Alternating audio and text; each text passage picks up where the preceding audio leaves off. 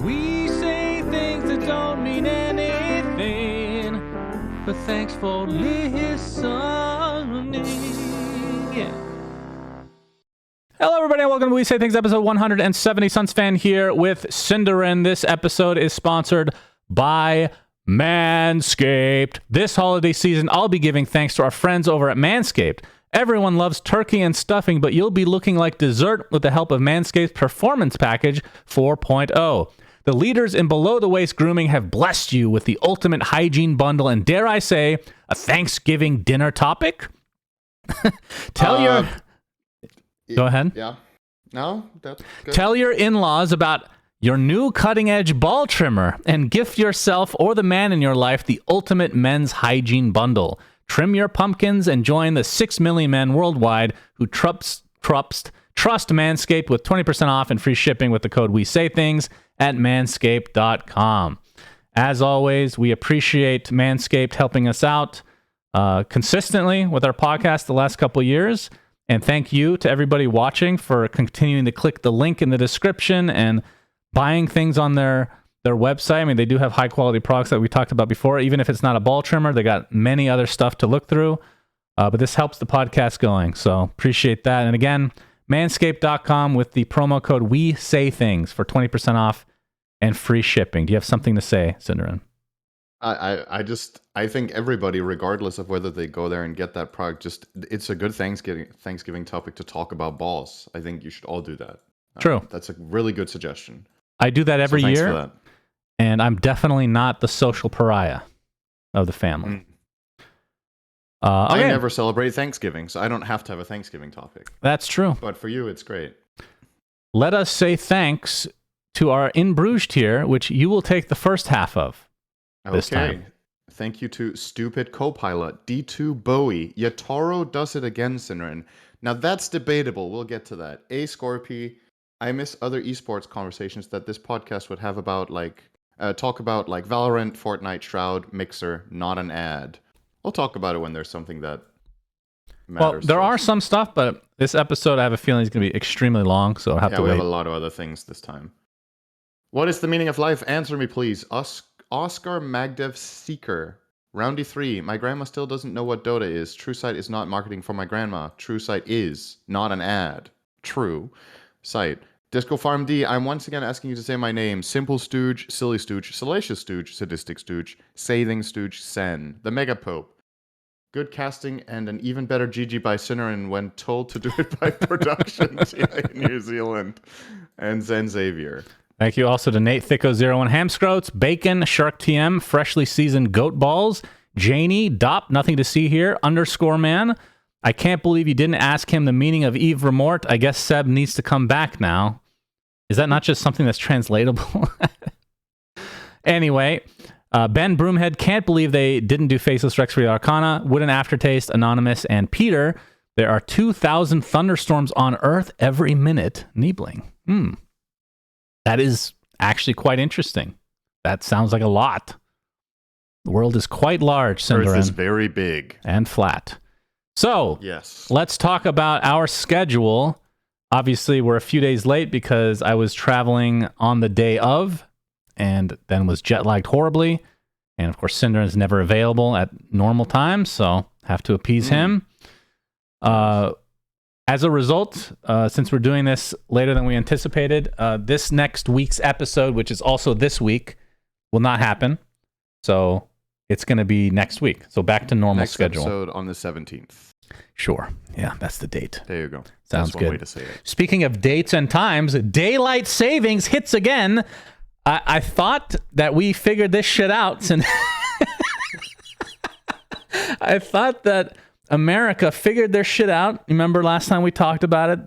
The Senate apparently approved everything unanimously.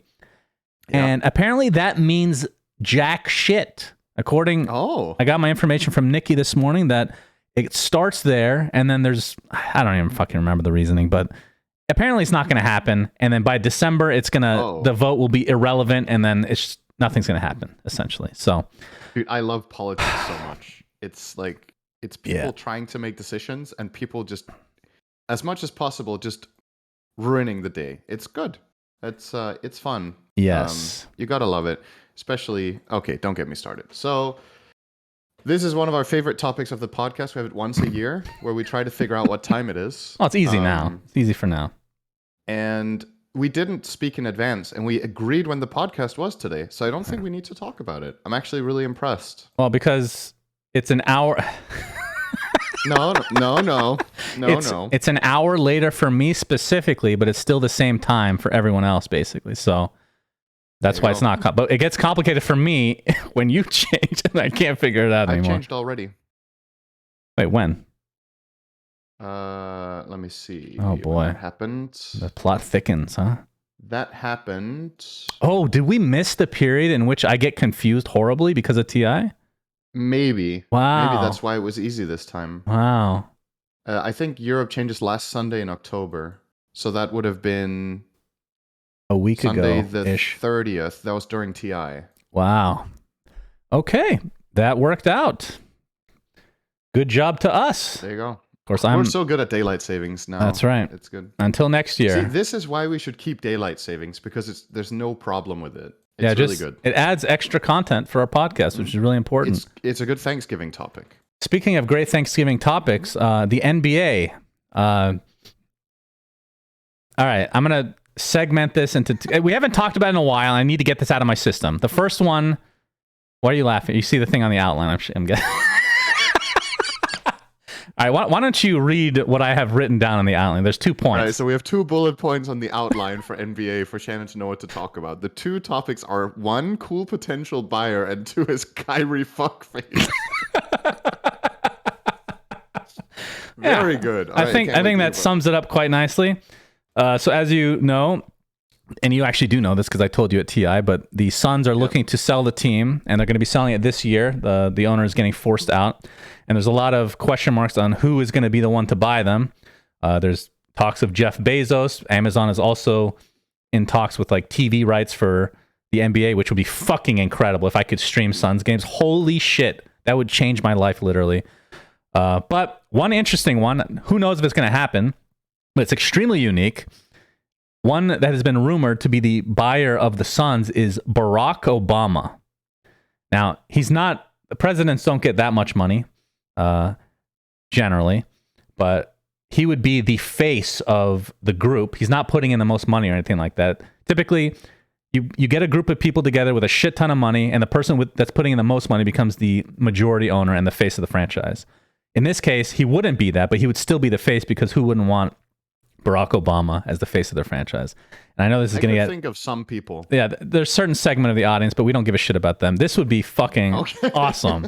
This would be so cool. Not only would it be cool for me personally, but it would actually attract free agents to the Suns, because he's universally loved in the NBA. So that would be cool. And then on to the downside, or not the downside, but the second topic, which is Kyrie fuckface. Kyrie Irving, at it again. This is the flat earther, the anti-vaxxer, the complete fucking moron that I rant about every year, and I hate talking about him because it gets my blood boiling. He's at it again, Syndrin. This year, what's the drama with him this year? He not only just being injured all the time and just being a complete moron, but he retweeted, I didn't even go into it, but some anti-Semitic thing, okay? Oh. So I like how the smile goes away from your face immediately. He retweeted some movie that pushes some agenda. I don't know what it is, anti-Semitic shit. And there's a lot of Jewish people in the NBA, a lot of owners, including the commissioner of the NBA. He, for weeks, was asked about it. Why did you do this? Are you, like, whatever. He never apologized for it. And then finally got to a point where his team suspended him, and it's making him do all this shit. And now that his paycheck is finally put into question, some money finally, and he's set for life, obviously. He made like $200 million in his life. Now he puts out some fucking apology, but he has to go through all this, like, he has to go through, like, training. He has to go talk to, like, I don't know, religious people within the Jewish community, whatever the case may be. Shannon, so it's just, God, this guy's the worst. I think, with the way you just, I think this guy's genuinely sorry. And I think he really wants to be better. Yes. Yeah, there you go. That's all I had to say. Also, fun hypothetical. Imagine Kyrie Irving bought the Suns. What would you do? Well, first of all, you can't buy the Suns when you're a player, but there have been people saying they should trade him. He has negative value right now. Nobody wants this guy. But if he theoretically was traded to the Suns, I mean, I'd still be a fan of the Suns, but I would still hate him. It would be a weird dynamic. So I don't know. I've had people on the Suns that I hated originally, which was Shaq, because Lakers Suns thing. It's like a different ball game though. It changed. Like I was like, all right, he's not so bad after. But yeah, Kyrie is like on another level. I've never hated another NBA player remotely close to this. So that is the NBA news. Hopefully he's kicked out of the league, and I don't know. I wish him the best. Yeah, I wish him the worst. All right. TI 11 results. So I want to split this up into two categories where first we talk about the analytical stuff, what happened in the tournament with who won and whatnot. And then we talk about our TI experience as a whole. So we left off. It was just 4 teams left, right? So actually not that much to talk about. Right. Because with the Seb podcast. Yep. So in the upper bracket, Team Secret lost to Tundra 2-1. So it went the distance. And then they go to the lower bracket where they face off against Liquid because they 2-1 to Aster. And Team Secret beat Team Liquid 2-1. Lots of 2-1s. And then they get to the grand finals, which is, you're thinking it's going to go the distance. It's a 3-0, pretty relative stompy, Tundra favored. And they win TI-11, which I have to give congratulations to them. Obviously, I have ties to Curtis, a.k.a. AUI, the coach, and Soxa, so I'm really happy for them. At the same time, pretty sad for Resolution, who gets, I mean, still a lot of money, but 2 second places puts them on the same conversation as Weehaw, as ex-DC people that have 2 second place finishes. But Soxa breaks the curse with first. So very happy for him. And I mentioned this at the end, but I ran into him right after they won. He is not generally, as you know, very soft-spoken, not animated. He gave me a hug, and he said, took 6 years. He was really excited. He's like, it took 6 years, but finally did it. I was just really fucking cool that humble people like that are able to win. Really happy for him too. And I'm also honestly, I'm really happy for Secret and Liquid too, right? They had a really bad year overall on lands. If they even got there, and then they went through the lower chance qualifier or last chance qualifier and actually got top 3, both of them, which is pretty amazing. I was just gonna quickly, can I find my battle pass somewhere? Because I just realized I want to make fun of myself, but I don't know where to find my battle pass in the game anymore. There it is. In the center. Not my battle pass. My predictions. I'm gonna open my Dota as well and see. They're still there. I want to see my bracket, not my battle pass. There we go. Okay, Shannon, open your Dota. I am. Go to bracket. In your battle pass. No, I'm still waiting for Dota to load. Sorry. Okay. Really apologize. Take your time. Right. So what I'm looking for is how good your prediction was. How many predictions you got right in your bracket. Okay, predictions. We'll see who was better. For which ones? The bracket. You just click on bracket and tell me how many green ones you have. How many? 3. Did you guess right? All right. How many do you think I have? 1. Yes. Which one? Aster winning round 2 in the upper bracket. Very nice. That's literally it. I got everything else fucking wrong. I've never even. This is unbelievable, actually. So I got This is fun. I got Game and Gladiators and Entity correct just for the first round lower bracket best of ones. Those are the only 2 I got right there. And then it's not until the grand finals that I get Secret as second place. Correct. So yeah, that was a shit show of a bracket. Holy crap! Did we get other predictions? Are those announced? Oh right, we should have a look at those. I don't see. Wait, they haven't been. No, I don't see them. Yeah, they haven't been awarded yet. TI isn't over yet, so it's fine. Yeah, it's fine. Okay, I'm closing Dota. Yeah. But yeah, what is there to say aside from that? I guess we can talk a little bit about disappointments as well. Now that we've talked about the winners, because I don't think we talked about that much when we had Seb on. True. But aside from the obvious teams that were eliminated right out the gate, which depending on your perspective is, I mean, it's obviously always disappointing, but maybe for some teams it's less surprising than others. I think one of the big surprises here to many people was that PSG LGD got 5th, 6th, right? Yeah. So that was disappointing. It was Faith Beyond's last year, supposedly. We know Chinese retirement is a classic meme in Dota, so maybe he'll be back, but I have a feeling he might actually Based on how he is as a person and everything, I feel like he's probably moved on to something else. I don't know if it's true. Is this, I know that, who was it that was doing military duty? I think he's trying to change his citizen. Yeah, he's trying to change citizenship. Faith Beyond, I heard. And because of that, it requires him to not, I can't remember the specifics, but there's a reason in addition to him just not wanting to play anymore, I think. So he has to retire in an official capacity in order to be able to make a move. Not confirmed. Okay. Yeah, that's right. Other disappointments, EG crushed their group. They went 14 and 4 in their group, which was easily the best. They were 14-2 before their last series, and they lost it, which had no implications for their placement. But it kind of started an avalanche. They just lost everything. Yeah. They got to the upper bracket. They got kind of crushed 2-0, and then they got kind of crushed 2-0 again. So South America beat them out. Yeah, they got SA'd both series. On the positive side, we had some pretty good SA results, right? Tundra got 5th, 6th, and that last game against Liquid was actually legendary. You guys have to watch Thunder. That. You said Tundra, I think. Oh, Thunder. Sorry. Yeah, Thunder got 5th, 6th, and Beast Coast got 7th, 8th. So this is the first TI that 2 SA teams are in top 8, which is very good. Yeah, it's awesome. And Thunder definitely had what it takes to go top 3. I think if they win that Liquid series, the story of the tournament would be quite different and arguably more interesting, because as it turned out, we ended up having 3 EU teams in the top 3, which obviously a lot of people really like. I think it's less interesting. My ideal top 3 has 3 different regions represented. I think that's just more exciting. I agree. I mean, on some level, obviously, the teams that we cover the most are EU anyway, so it's kind of cool to see those players have a chance to win TI, but as a whole, it's probably worse for Dota that happened. And we've seen them face off against each other so much in the DPC that it's like, just in a way, it felt like just another DPC match. I know it's not, but like on some level it did.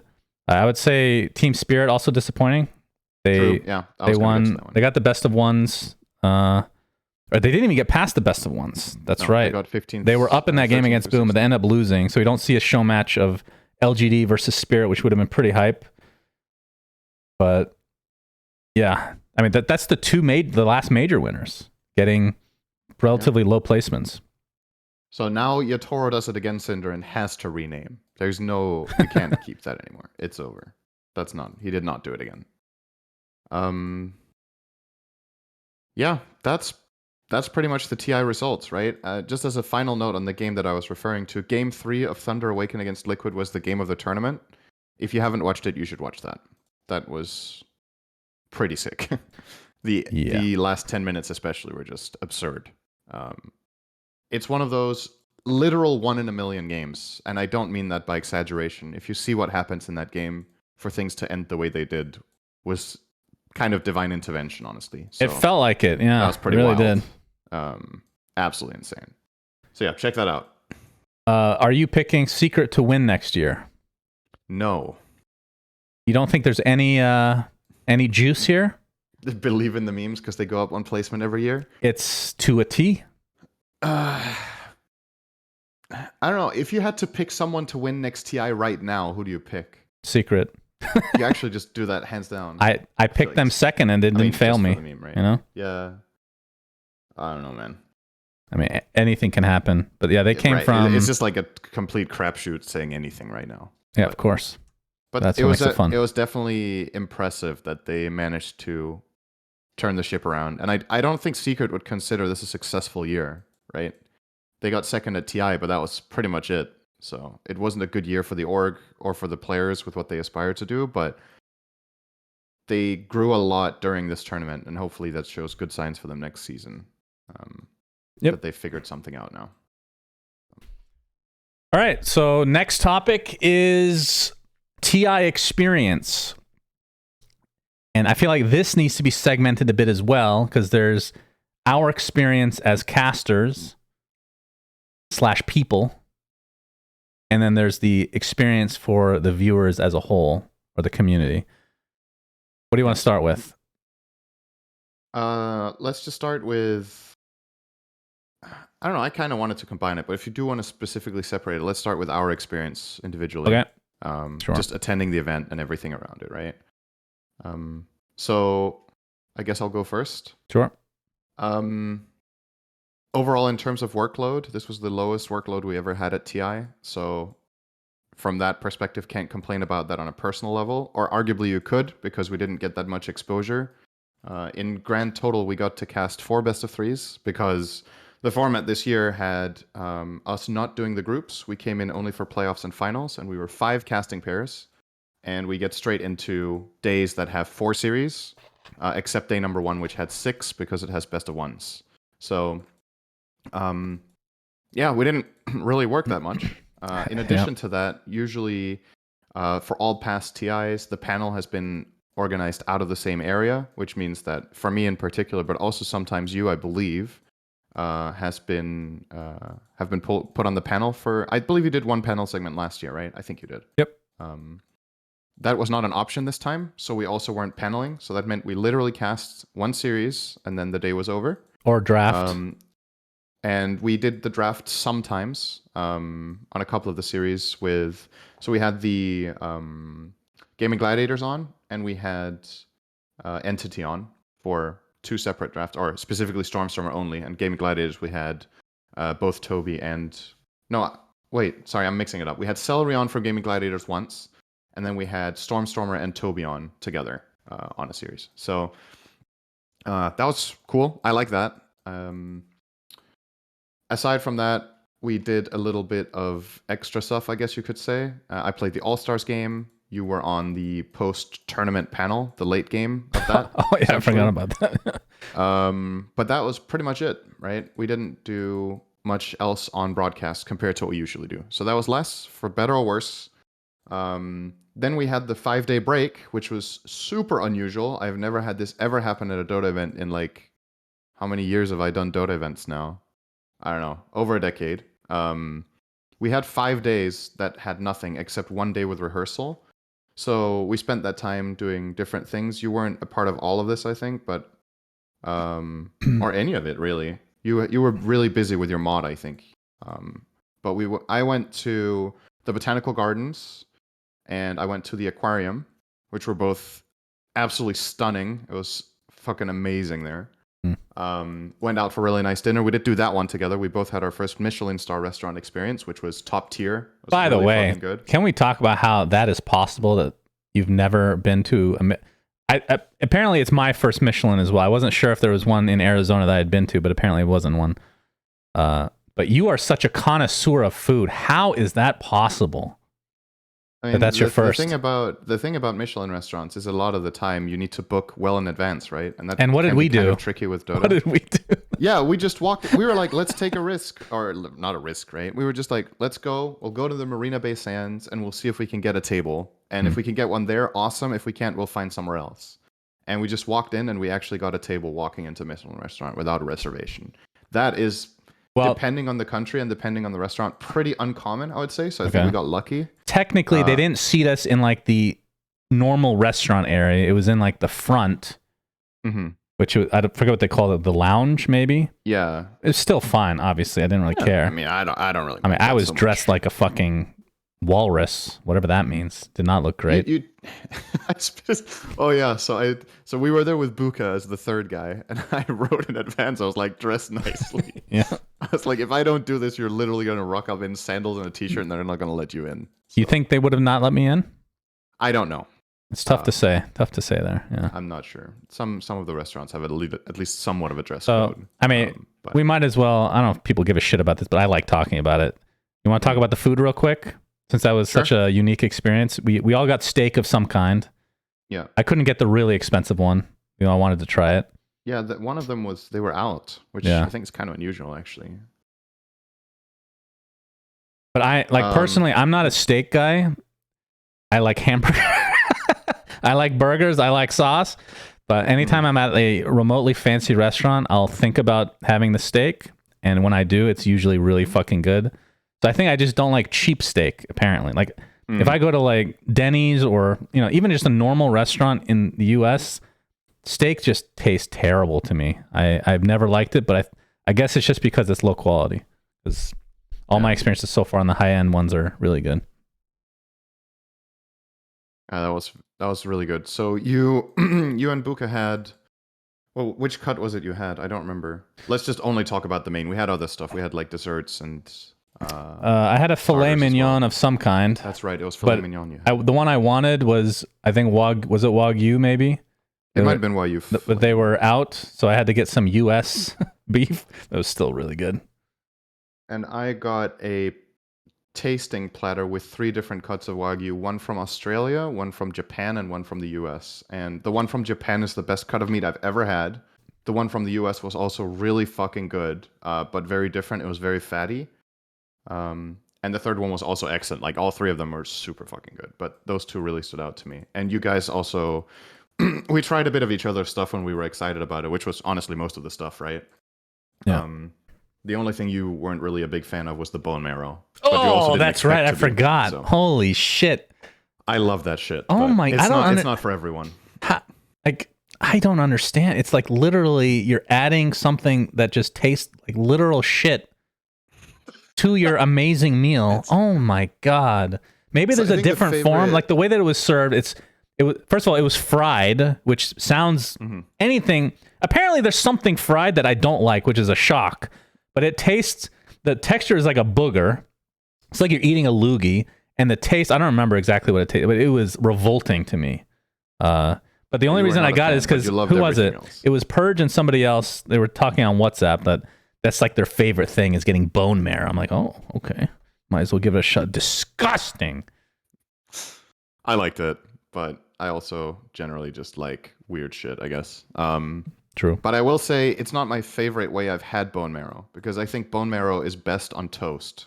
And that might also change your perspective a little bit because one of the things that, like you said, can be revolting to people and be disgusting is like the whole texture experience of eating bone marrow on its own. But when you use it as a spread, it's kind of like, if you think about just eating mayo on its own, a lot of people will probably also find that kind of disgusting, right? But once you put it on bread and it's like a combination, bone marrow actually works really well on toast. But they didn't do that presentation here. I've had that somewhere else, which was really nice. But yeah. Overall, super cool place. We loved it. If you guys want to try to visit it, in case any of you are from Singapore or are going there, we went to, it was called Cut, I think. Yeah, it was called Cut. And it was a 1-star Michelin restaurant. And now that I've tried it, I want more. Was it? That was again. Wolfgang Puck's restaurant, right? Yes. Yeah, it was really good. Really, really nice. So, all right. So that was a bit about the outside stuff that we did, I suppose. We also went with Bulba and his cousin. I think it was Bulba and his cousin, and Fly and Ebony. We went to an Indian restaurant called Ada, I think it was called. So good. Also very good. I think some of the stuff for my palate a little bit too spicy, but overall it was also really nice and a different it was a different type of experience. It wasn't Michelin, but really nice to try different foods. And overall, I can say from my perspective, I don't think the Singapore food was overhyped. I think it was just fucking good. And so that's what people said it would be, and it delivered. I'll wait till you're done. Yeah, that's it. Okay, so first of all, the Indian place was... I fucking love Indian food. In my area, for whatever reason, every Indian place I've tried is like average at best. Like it's good enough to eat, but it's like, whatever. I've had some in California. I've had some in the Middle East. Fucking amazing. Singapore, the one we went to, holy shit, it was so good. So fucking good. That was a cool experience. They brought stuff out in like weird carts. Like the presentation was really cool for a lot of the stuff. Yeah. So I enjoyed that. I think at first I was kind of taken aback by Singapore's cuisine, if you want to call it that, because we were the stuff that we got for free. It was actually in a really nice looking restaurant. It's like a buffet style and all that stuff. And a lot of the talent, which I didn't understand, they would eat there literally every day. I mean, it's free, so I understand. It looks very fancy. I liked almost nothing. Like it was very bland for me. Nothing tasted particularly good. So I just wanted to constantly go out and try new things. So like you said, those 2 places, even just the food court in the mall that's attached to it, amazing. Like $5 dinners that were really good. Yeah, like they would serve you, it was like a pepper rice steak thing where the steak is completely raw, but they serve it in a skillet. So it actually just cooks right in front of you as you bring it to your table. Absolutely love that place. And what else? But yeah, overall, the Singapore experience was really nice. The humidity sucks ass. I think I've... Not much to do about that one. Yeah. I mean, Philippines was worse, but Yeah. I think I realized like when I don't know if we gave a ranking of weather yet. I don't think we've done that before. You know how much I hate the cold. I hate the cold so much, but I think humidity might be the worst because there's no way to avoid it. Like in Arizona, when it's like blisteringly hot and you're in the shade, it's fine. Honestly, it's fine. You cannot escape the heat unless you're inside with AC with humidity, and obviously cold. You can wear extra clothing. So yeah, that is hot the worst. Humid is the worst combo. I agree. I mean, I haven't ever tried like super terribly freezing, which you can get in like North Canada or something like that. But yeah, who does that? I guess we should also mention as part of the experience, the hotel was very nice. No complaints there. Our rooms were great. The whole area around the hotel I also personally liked. We would just literally go down one set of escalators, and then you would be in a huge area that had all sorts, or up or down there would be like food options, there was shopping, yeah, plenty of options in that place, so that was really nice. Yeah, and then I guess you can, if you want to, you could talk about your final few days when I wasn't there anymore. Yeah, I mean, that wasn't really connected with TI, to be honest. So it's well, we might as well talk about it. Yeah, we went to the Marina Bay Sands. If you guys follow me on Instagram, you'll know this already. But Nikki wanted to, because she had been there before for Nanyang when we owned a team, and I didn't travel with her, but they were in the Marina Bay Sands as part of that tournament, and they got knocked out instantly. That was the AUI roster, so they could just chill on that crazy ass pool on the roof. So she's like, you have to see this. We have to experience it. So she got it for a couple nights, ridiculously expensive. But she lied to when she originally signed up saying it was our honeymoon, which if you want to think about it, technically maybe it's true because we've never took a honeymoon. That's fair. So they upgraded our room for free, and holy fucking shit, that room. I took a whole video tour of it. It is absurd. 2 big screen TVs. It's like a little mini house. The view is unbelievable. That's the thing you highlight. Those big screen TVs, I'll tell you. Our suite was insane, man. 2 big TVs. I'm American, all right? Well, the coolest thing, even though I didn't really partake, well, there's a bunch of like these expensive waters, which were free, but the mini fridge apparently is filled with like Kit Kats and just a bunch of shit, all free. That blows my mind why no hotels do this, because that is awesome. That's fucking awesome. Yeah, it's all free. But yeah, that experience was cool. It attached to, again, a huge mall area, but this one's much more upscale. We ate at like a burger place like one of the days after, I think, the event. I was with you there as that well. was that's incredible. The desserts were absurd. Absurd desserts. We should actually mention that. Mention what? Because they weren't even desserts. It was milkshakes. Oh, yeah, that's true. Right? Yeah. So I was looking at the menu and I was like, you know me. I like, when we go out to eat, I eat a lot. And I want to try different things. So we were like, okay, let's get some, because they had salted egg fries for starters. And I was like, there's no way we're not getting this at a restaurant. So we tried that. And as expected, the salted egg was fucking bomb. It was good. It was good. And then I ordered a burger, just like you did, which came with fries. But I was also like, man, these milkshakes, they sound really cool. I've got to try this.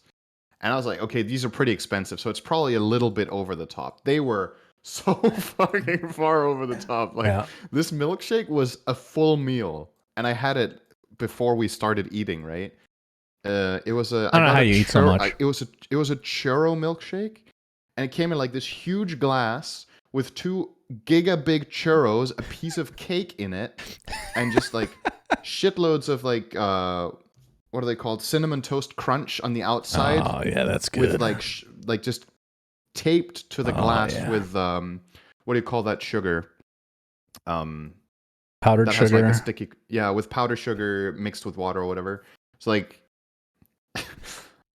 when I was getting to my star, I was like, "There's literally no fucking way I finished." Oh, you came close. The last time I've left this much food though. You came close. Because I had to leave. I finished my burger. I finished the shake. I had some of the salted egg fries and some of my fries. But actually, all of us kind of left a decent amount of fries, which is a bit of a shame. Yeah. So I don't Nikki also got just too much. Nikki got the strawberry shortcake shake or whatever. Oh my god, ginormous! And then in the middle there was just similar to yours. It was a literal full cake, the shortcake with stuff on top of it. We took pictures of it. Unbelievable. But after that, after you left, see, what did I do? I actually did not end up going to the botanical gardens because Nikki apparently had already gone and we just didn't have time. So I regret not going with you. So that's sad. Yeah. But I did go to the night zoo. Did you do that? No. Was it the one that had like some sort of night safari or whatever they called it? Yeah. Okay. So it was okay. It had some cool parts, but it was a bit underwhelming at the same time. But the setup is really, the feeling is really cool. So it's at night, obviously. You get in line and you get put into like a bus, but it's like the sides are completely open. So it's like a safari, like you said. And you slowly go down certain areas of the zoo, and then there's a narrator telling you, look left. That's what you see here. So you see these animals, and at some points we're like, are these animatronic? Because they're like very perfectly placed. But I think they just train the animals to, like, they put food out or something to entice them to be in these areas so they're fully visible.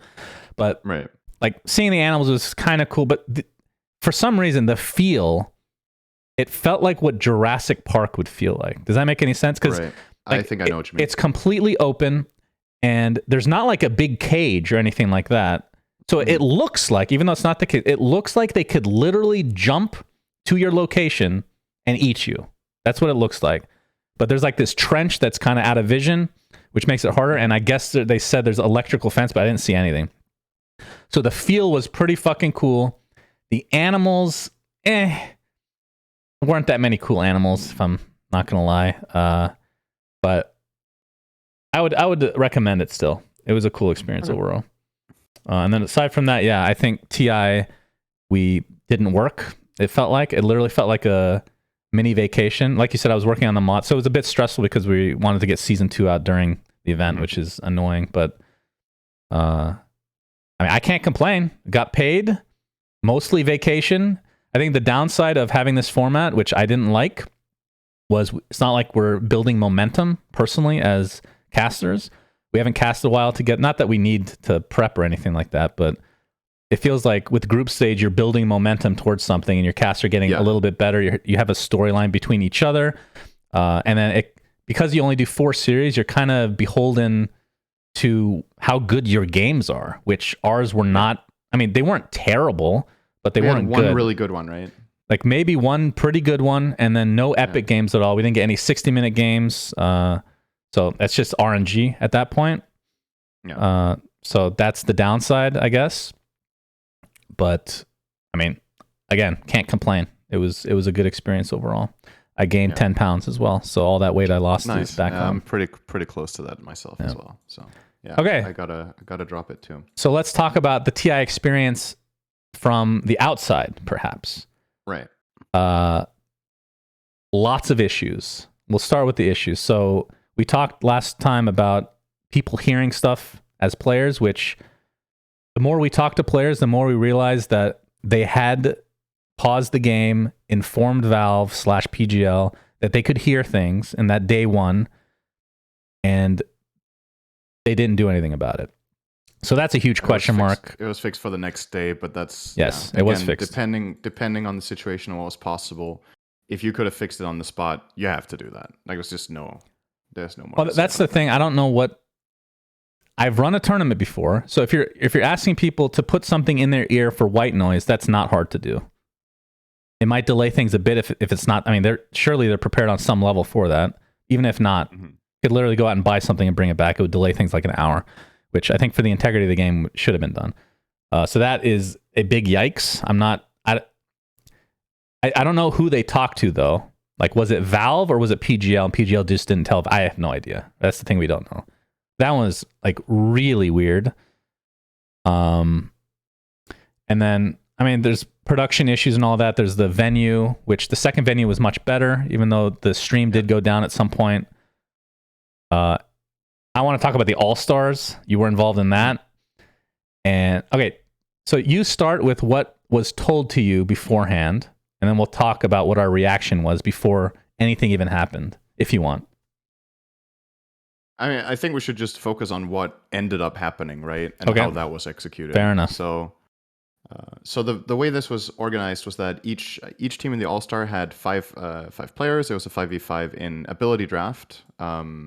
We were playing one person per broadcasting language in each team against another team with the same, obviously. So this year Valve was trying to accomplish the parity, which is like again also part of why the production was run the way that it was, because the Spanish and the Brazilian Portuguese productions were meant to be bigger and be more inclusive, which I admire that idea of getting the secondary. I don't know if you should call them secondary languages. It's secondary for us, but in reality, for Dota, Spanish and Brazilian Portuguese have a shitload of viewers too, because those communities are very big. And I think that's also what Valve were trying to do, was to try to give them a bigger production for that, because they deserve it. But yeah, so in the All Stars, we play like that. We have our inter-team comms where we just talk like in a normal game.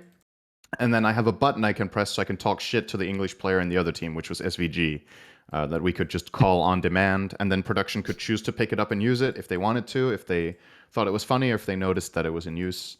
And aside from that, yeah, it was a game of ability draft. All of the players in the server, from what I know, are very inexperienced with the game. I believe we were given a specific seed of the game, actually, so that at least I think so, because of the spell combos being available were very powerful if drafted correctly. We identified some of them. Not one of them. There was Rearm Tombstone, which was ignored. Well, there's Rearm anything. There's a lot of spells. Yeah, Tombstone's probably the best. But it's also so funny. here's my perspective on this. Like, there's two ways of going about a show match like this.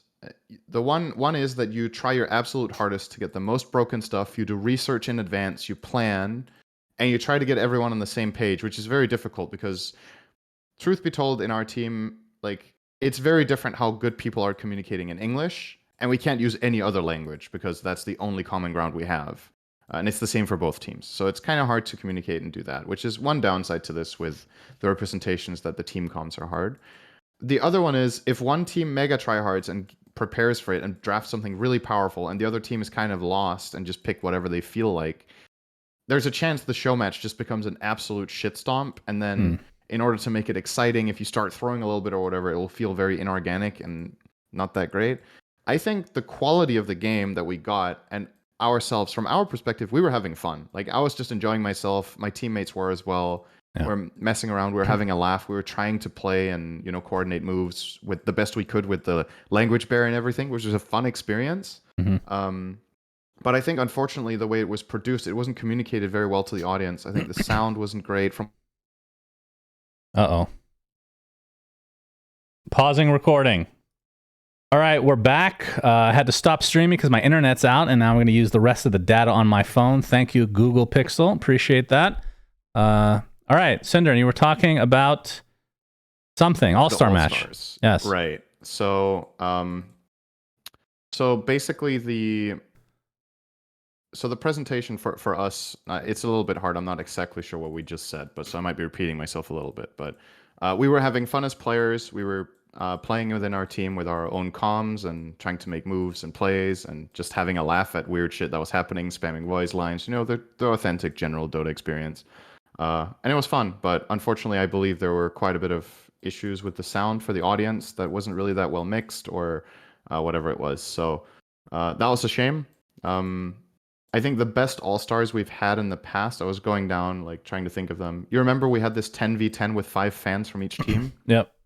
I think that one was probably the best one we've ever had, which is a gamble because it depends what fans you get. Like, are they excited? Are they animated? Do they do well with a microphone in their face? Whatever. And I think that one also showcased a new hero or something like that. So that is a great way of running the All-Stars. The other thing about those All-Star games in the past that we've had that arguably were better was that they were run at the end of broadcast days, so there was no, like, time limit. You weren't, like, stressed out that things needed to finish. For us, the grand finals after, right? So this is used as filler content between the lower bracket and the grand finals, which there's nothing wrong with that conceptually. But when you have a game mode like this that is very undefined in how long the game is, it's hard to land. Like, let's say you're told in advance, you're like, you have 30 minutes to play this game, which we weren't told, but it wasn't like specifically, you guys have 30 minutes and then the game's over, whatever happens. But it's more like games can be over in 25 minutes and they can be tooth and nail at 50 with Dota, even with ability draft. So it's very hard to gauge how long the game's going to be. And that means as a production choice, it's probably I wouldn't say dangerous because it's like if the consensus is just that the game needs to end, then that is what it is. But obviously, it wasn't really organic the way the game ended. We GG'd out because we were running out of time. The grand finals are way more important. Obviously, they need to go on. So I think with that perspective and previous experience, I personally think All Stars should be used at the end of another day, like they've done in previous TIs. I think it gives them more space, more time to hype it up, more time to mess around and do fun. Because that's the other thing. Like it was a little bit rushed, right? With the pre-game, with the interviews, and the post-game, it just kind of needed to get done so we could get to the grand finals, which I get. But I think the All Stars is something that a lot of people actually enjoy. So if you put that at a different time, then I can do it more justice. So. I think I'll tell you what it was like from the viewer perspective. It was literally the worst piece of content I have ever experienced. It was atrocious. Like it would go silent because obviously from a crowd perspective, and I assume the stream as well, when the English stream, it's you and SVG talking, and when you're not talking, nothing's happening. But we're hearing everybody's mics at the same time. Right. Which other languages? One team at a time, I think. Even that, the whole thing was flawed. I just think it was an oversight. Like they obviously didn't put the care into this as they should have, which really feels bad for people like Canadian Chicken and RGB Knights, the guys that are like ability draft connoisseurs, the guys that are trying to bolster their community. This makes the mode look fucking terrible.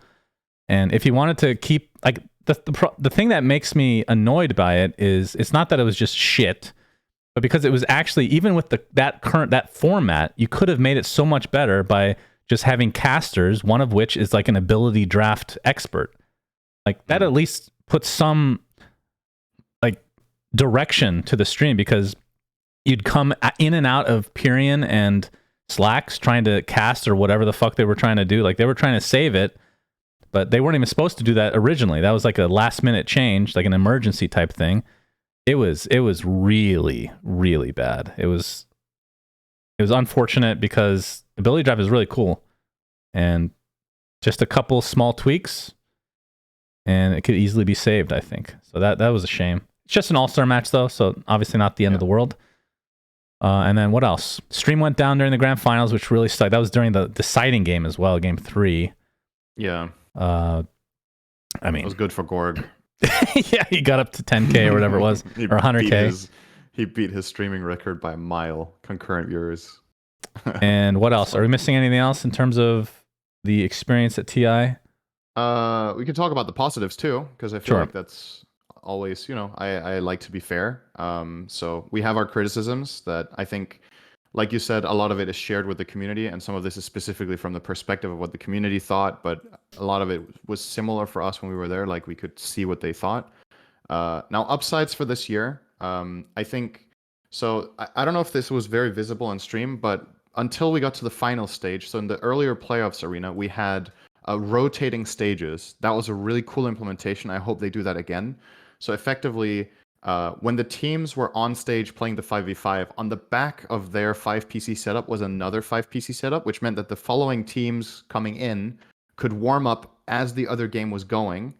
And we had way less substitution time with swapping gear, cleaning the stage, whatever. It was just ready. So you could get the games running way smoother.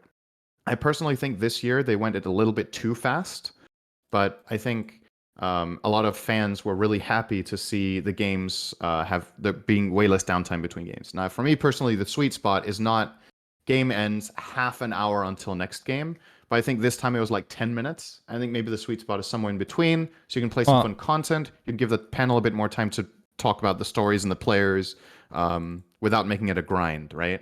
Well, I think the important aspect, I agree. That was the coolest thing about the entire tournament, honestly. The revolving thing, which they didn't have for the last arena at all. Yeah, they didn't need it there. They didn't need it. But I think the idea of having that so that you don't have tech issues is huge.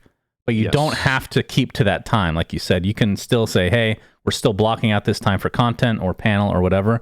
I feel like, and that's another thing we didn't really get into. We talked about it in the last episode, but not to get onto the negatives again, Synderen. The whole Norway thing, not a fan. And it's not just because I want to hang out with people I've been working with all year, but I think production-wise, it made things worse, like objectively worse. Like the delays were atrocious. Obviously, things like that can be ironed out, but I think it's just easier on talent and it's more fluid if they're all in the same vicinity. And obviously, it sucks for the people in Norway that don't get to experience actual TI. And then the last thing I'll talk about, negative again, sorry, the True Sight little clips that they were using, I thought they were atrocious.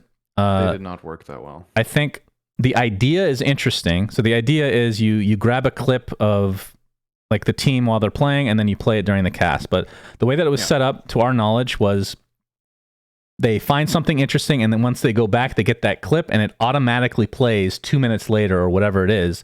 We get zero warning, probably because there's a delay and they don't want to mess with us casting, but it just plays out of nowhere. So I have to tell you to shut the hell up, or whoever's talking needs to shut the hell up when we watch it.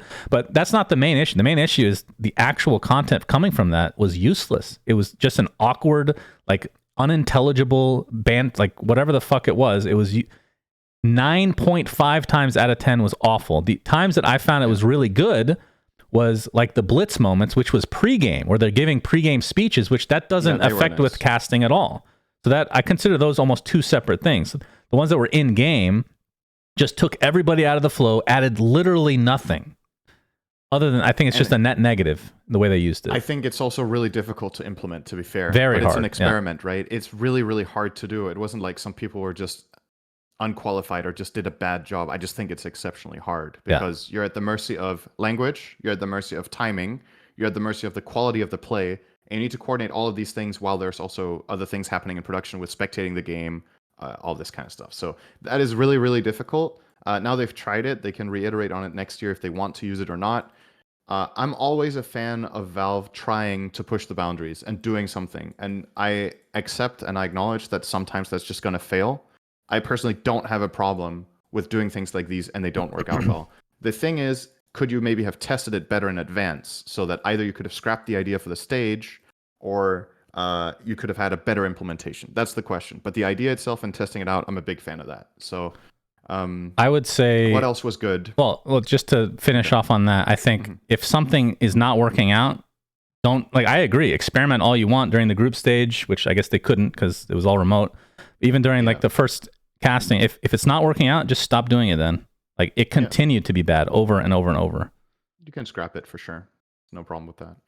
All right, back to the positives. So we love the revolving stages. I think it was awesome to see James back. That was obviously a huge reveal for the fans. It was one of the most celebrated things about TI was that Too Good was back, which is cool for two reasons. First of all, because he's an excellent host and a lot of people love him and there's a lot of nostalgia.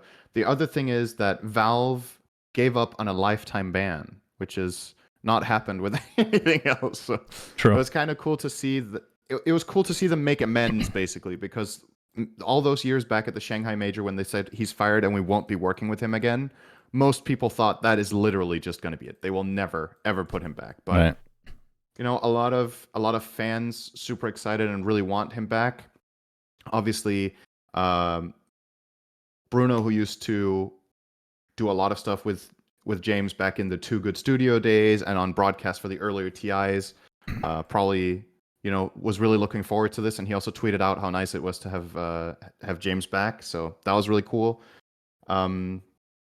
Those, I think, were the two main pros overall. I think the LCQ as well was a really good implementation. Yeah. That was great. I'm a really big fan of the concept of it. I'm a big fan of the way they did it.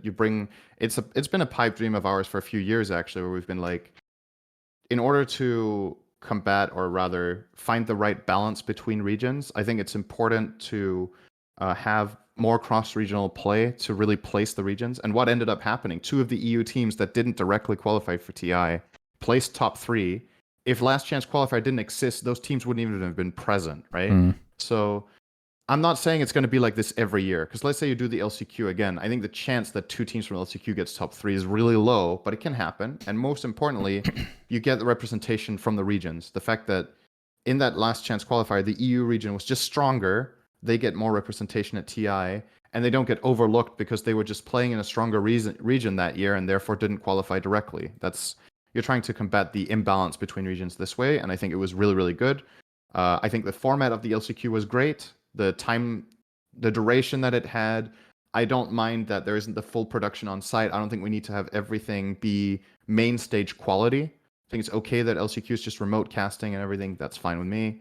But obviously the players have to be on LAN, so it's fair. That's just a requirement if you're going to run cross-regional play. So that was great. So those are my 3 biggest positives here this time around. LCQ was awesome. Please do it again. The revolving stages were awesome. Please use them again, but give more time for content. I think we were a little bit too bare bones this time. And what was the third thing I said? James. Let's get James back to more stuff if he's available, because he was great. I think I think in the start maybe he was a little bit, I don't know if nervous is the word or rusty or whatever, but obviously it's kind of a weird situation to be in. So I think he just warmed up a little bit.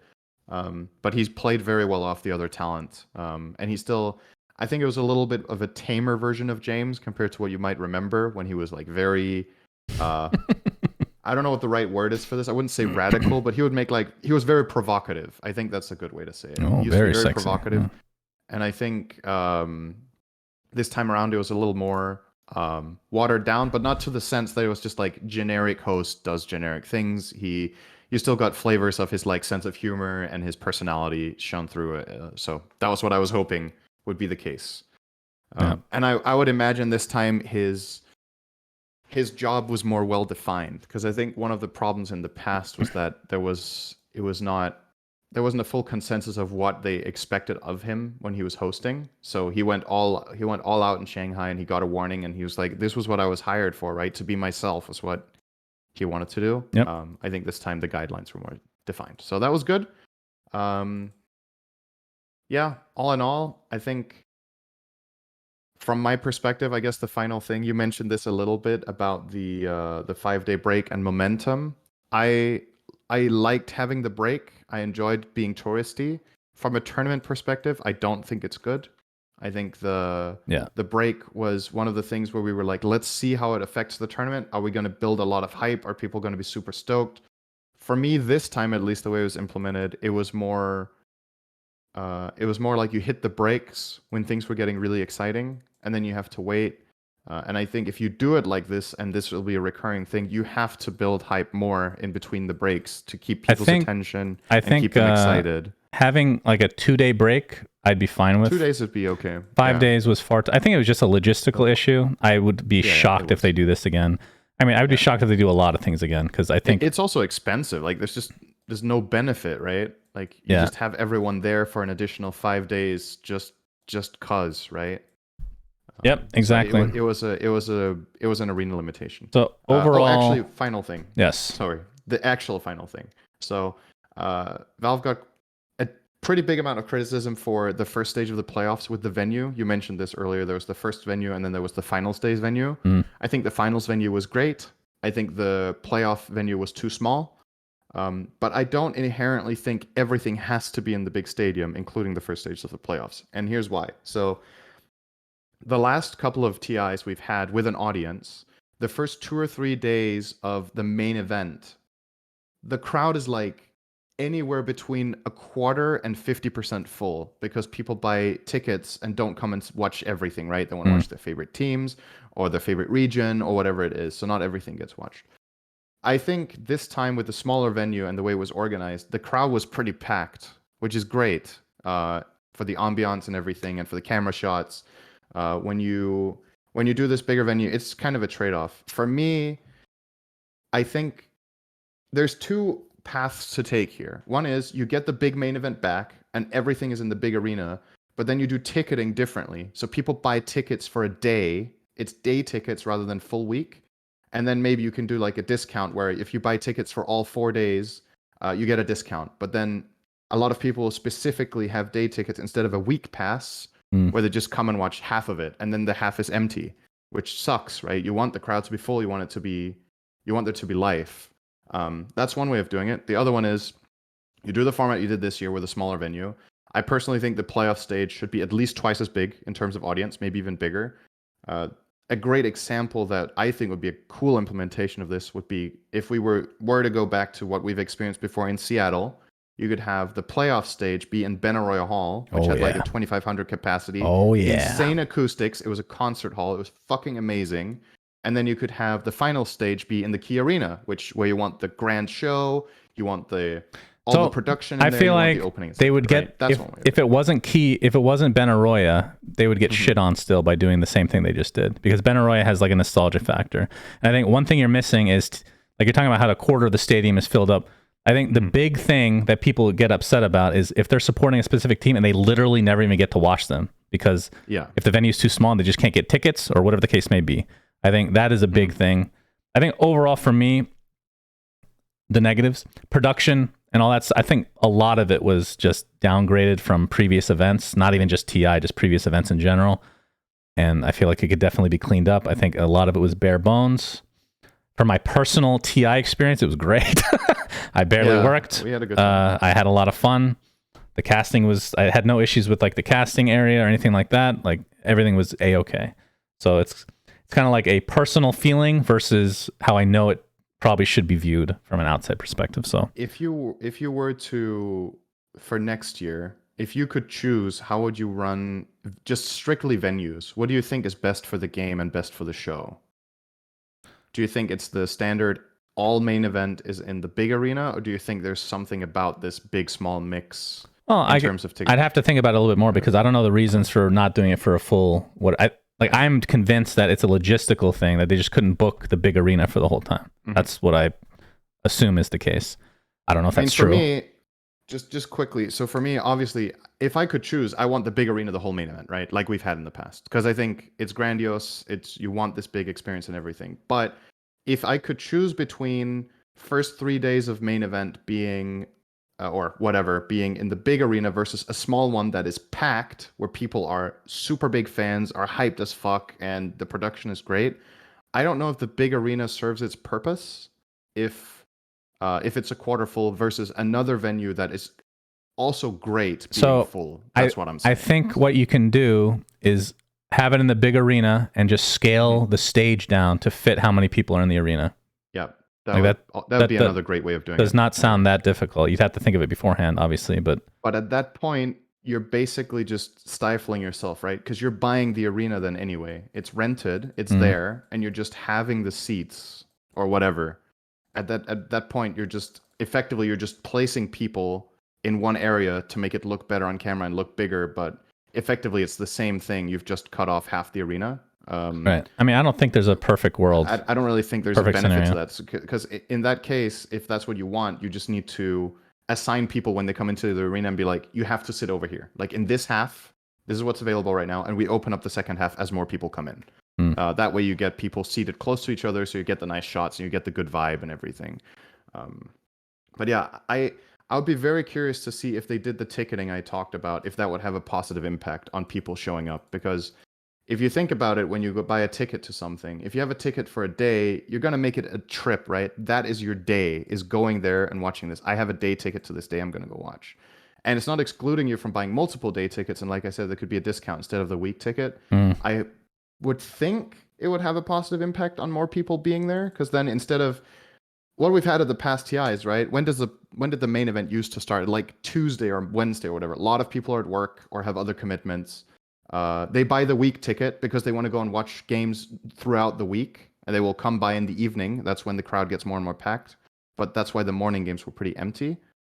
If you buy a day pass for that day, I think a lot more people will specifically take days off and go watch. I don't know. Maybe I'm hoping here, and it's not actually. You're always hoping. You're always hoping. That's why I appreciate you, Cinderin. Yeah. All right. That was a really long segment. All in all, some good things, some bad things this TI. Hope that, as always with these events, that Valve iterate on what went well and what didn't go so well, and that next year will be better. And fingers crossed for especially better arena setup and less production hiccups. I think those are the two broad things that should have been better. Yeah. Okay. All right. SAP segment, Cinderin. Yep. I got my question for you. All right. So this has only been tracked since TI5. Mm-hmm. What player has had the most buybacks? Oh, no. Is it Puppy, No Tail, Fly, Crit? Okay, so all of these players are supports. They've played every TI except this last one. No Tail didn't play. Since TI 5, I think they played every other TI.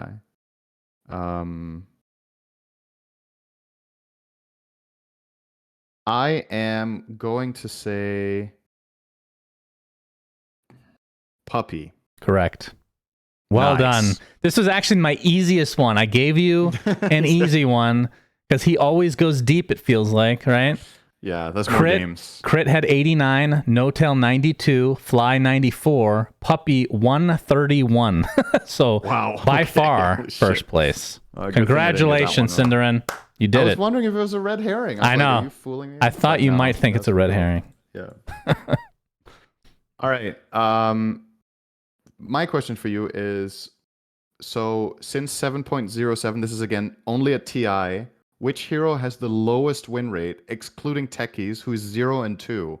So 0% win rate. Who has the lowest win rate? Is it A, Ricky, B, Huskar, C, Bounty Hunter, or D, PA?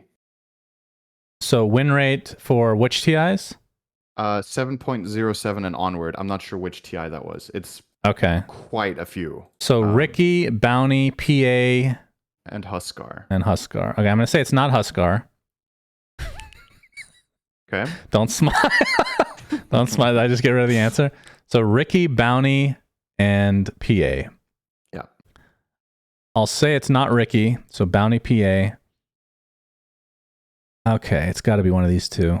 Bounty sucks balls. PA has been played a decent amount. I'll say PA. That is incorrect. Was it Bounty? But it also wasn't Huskar. It was Bounty. Ah, damn. So Techies is 0 and 2. Bounty Hunter is 2 and 7. So he's the second worst win rate hero. The third worst win rate hero is Huskar with 6 and 16. Ricky is 2 and 5, barely been played. And PA, like you said, easily the most played hero of them. Well, only one more game than Huskar, actually. 7 and 16. That's pretty bad for a carry. Yeah, that's pretty bad win rate. All right. So last week's question. Are we even now? It might be. I think it was -1. I gave you one.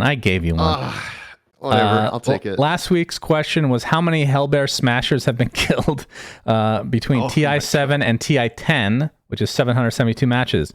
The correct answer was 13,314, which equates to 17.25 per game. Gyro killed the most, which is 448. And Undying and Spiritbreaker killed only 1 each. What? Between these 3 TIs. Okay. Yeah, TI 7 through TI 10. So that's 4 TIs. Dire Tower and Creeps killed 45 on their own. Radiant Creeps and Towers killed 46 on their own. Which I assume most of those are the Creeps, not the Towers. That would be a little odd. Seb said 18,000. So he's a bit off there.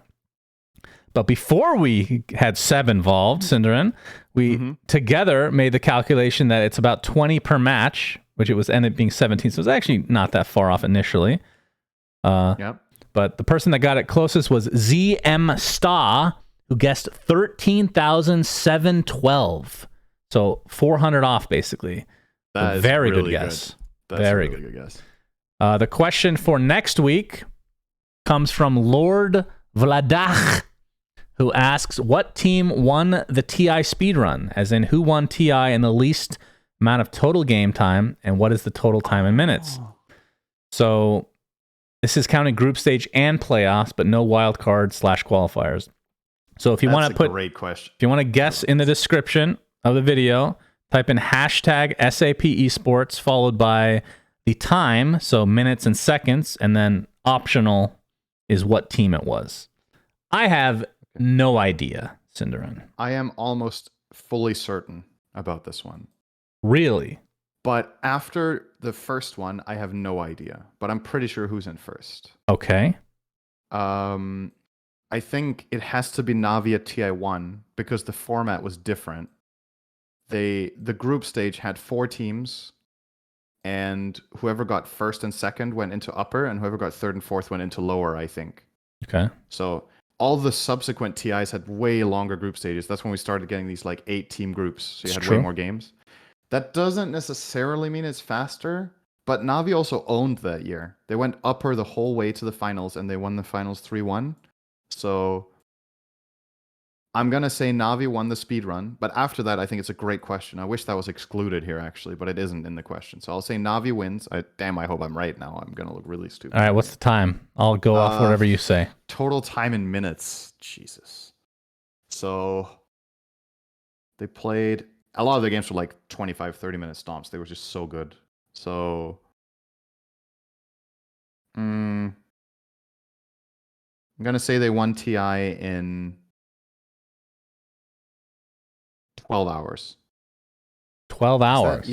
Is that too much? Might be 10 hours. Just pick one. 12 hours. How many games? 12 hours. Let's say 12 hours. Okay. Let's see. All right. Thank you for that guess, Cinderin. If your ideas are transformative, use them to transform SAP's customer businesses. Check out SAP's various open positions in sales, development, and technology and consulting at jobs.sap.com or by clicking the link in the description below. Thank you to SAP as always. I want to guess. No, that one is like right. Literal. I will roll the dice and just pick whatever random number comes to mind. I'll go with your logic this time, Cinder, and thank you. Okay, on we go to roster shuffles. A few things of note. First, the biggest one, EG roster is no more.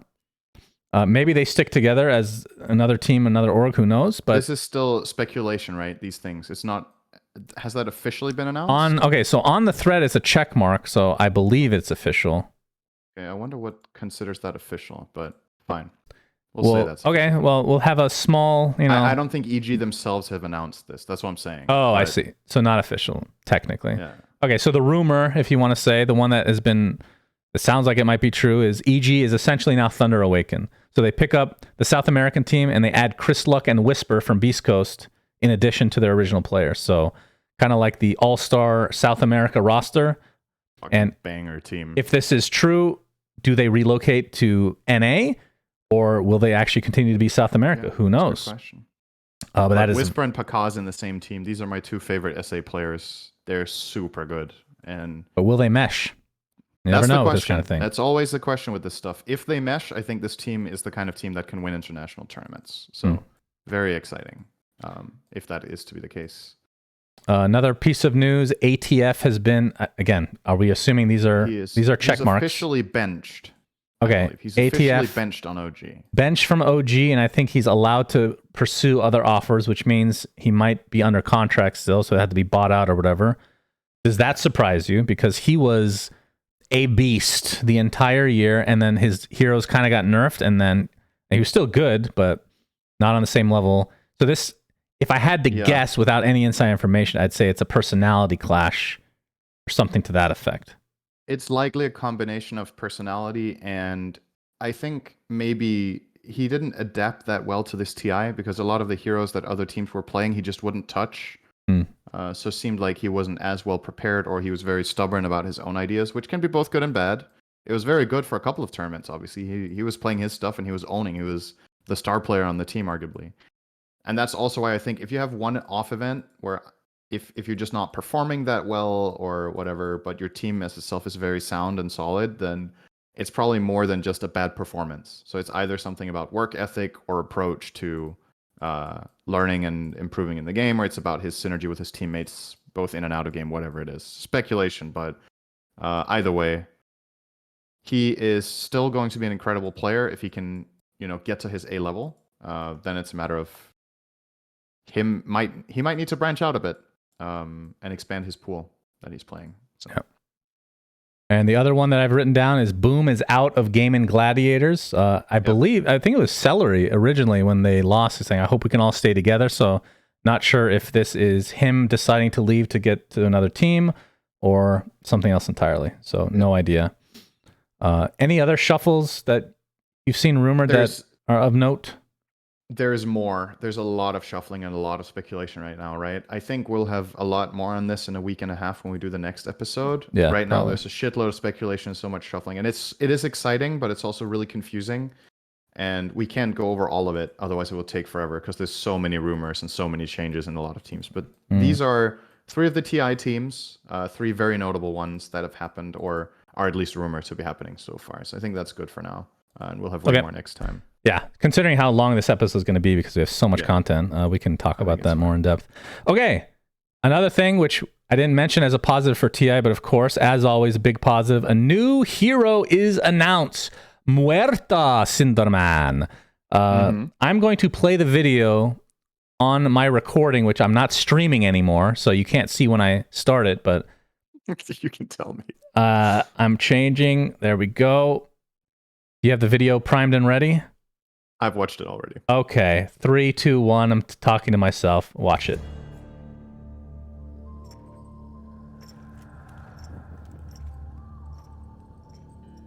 I have suffered the atrocities of the living and followed the trails of the damned.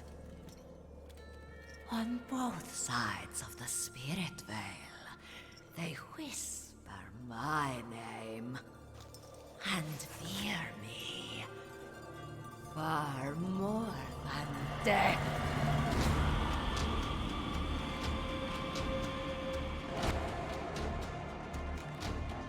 Hello? All right. I'm done watching, Cinderin. Okay, I feel like I watched it twice in the time you watched it once. What? So. Are you watching on Twitch or YouTube? This is the official announcement. It's 47 seconds. Yeah, I just watched the clip, but I watched it like twice. Oh, I watched. That's why. Okay. Yes. This one was 27 okay. seconds. So, what are your thoughts? I'm going to give my thoughts first. Okay. Fucking awesome. First of all, the theme is really cool. Like, the Latino or Mexican Day of the Dead kind of feel. Mm-hmm. She looks awesome. There's speculation about what she does. There's like a thing on her back or her shoulder, I think, that's similar to what's that item? The brooch. Revenant's brooch. So something that maybe changes her attacks to magical, or who knows. I think the last part of the video showed her going into like a different mode. Like she started to glow. So don't know if it has to do with like a toggleable thing like troll, or if it's a transformation hero potentially, or if it's something to do with her coming back to life. She has these guns, so it looks like she's a ranged hero. I'm hoping ranged agility, because we don't have enough agility in the game, it feels like. She melees with guns. That would be weird. True. Overall, I mean, I'll just say the one disappointing thing is it says, oops, I'm playing it again. Available early 2023. That's disappointing. I feel like this should have been ready to go. I don't understand. Like I know that making heroes in our game modes in the past are not on the same level as Valve, but some of it is on the same level, I think. Like it's not that far off. The thing that takes the most time, which we didn't do, is like animation and models. It does not take like a year to make these things. Like if you have that many concepts, it does not take that much time. So they just obviously putting the resources on other things. So that's a little disappointing. But conceptually, based on just the video, looks fucking awesome, and I can't wait to see what she does. This is really cool. I think something that Valve have always done a good job with hero releases is that they've released finished stuff, right? When it comes to the heroes. They haven't like rushed because, oh shit, it has to come out, so then it isn't like finished in terms of like detail or voice acting or animations and stuff. Like when the hero comes out, it's done. I don't think they've done many touch-ups on heroes that have been new releases, right? I can't think of an example. I mean, there's a lot of early heroes that got redone entirely, right? Yes, visually. The early heroes got a visual upgrade, which is a different thing. But all of the last like 10, 15, 20 new hero releases, they come out in their final version. That's not true. Wrong? Earth Spirit, Pango, they flip-flop skills a ton with these new heroes. Right, that spell concepts is a different story. Okay. The things you're saying takes a long time, right? Animations and so visual side of things. Visual presentation, okay. like yeah. So this is my favorite thing to harp on with other video games is dropping stuff before it's finished. So the fact that Valve, obviously they also have the luxury of doing this, just making sure that things are done. I know people want a hard date on this, and I agree with you. For the record, I agree that it ideally should have been ready for TI, right? Because I think it's more hype that people are you're driving the hype of TI into more people wanting to play the game because there's a new hero. Like the player numbers go up when a new hero gets released. So you could have definitely combined this with TI. I agree. For me, though, the most important thing is when the hero gets released, that it feels like a final product. And I would still want it to be earlier, obviously. But I guess the point I'm making is it's better that they say early 2023 than that they're like, oh shit, we actually have to finish this in a week. You go crunch time and it's bugged or doesn't look as nice as it should. Man, you really have a weird sense of like reaction to this stuff.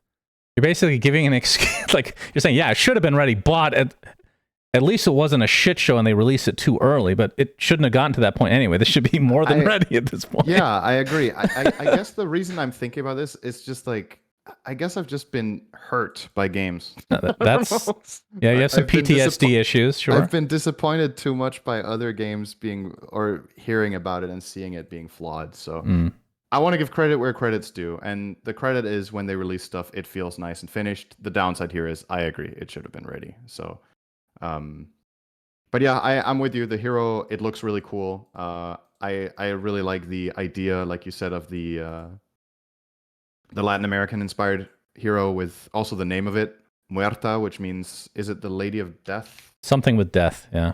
That's going to be a real bitch to say in a cast because it's going to turn into an American accent, which is like Muerta, which sounds like shit. Muerta is a fucking awesome name, though. It's really cool. Great. Everything about this is nice. Do you like this teaser? Because I think a lot of the other hero releases where they've had teasers, they've had a bigger story, right? The video was longer. There was more like stuff around it. Do you like it in this format, or do you feel like I like both? Nice to have I think it's fine to like change it up a bit. Obviously, like in terms of the man, I'm gonna sound like a real asshole here. Based on the amount of like 45 seconds, she's not doing any real animations other than walking in, like. In terms of the amount of work involved to make that, not that much compared to the other ones, but I still thought it was hype. Yeah, I think it's fine to switch it up, but the fact that it's in conjunction with being, lower, quote unquote, lower effort SFM video, plus the fact that it's not even out yet, that is concerning, I guess. I don't know. I guess it falls in line with each other, but yeah, I can't wait. It's going to be awesome, hopefully. Yep. All right. Part 2 of the Battle Pass was released, Cinderin, and we can go over. Or usually we go in depth on the Immortals. We won't do that this time, but there's new Immortals. There's the Crystal Maiden persona, which we'll talk about in a moment. There's the Cave Johnson announcer pack, and then there's a bunch of taunts, which I will, of course, rant about briefly. Let's start with the CM persona. It's a wolf. It's a wolf, which originally we talked about. I'm like, it better actually be a wolf or else this is going to be disappointing. It's literally a fucking wolf.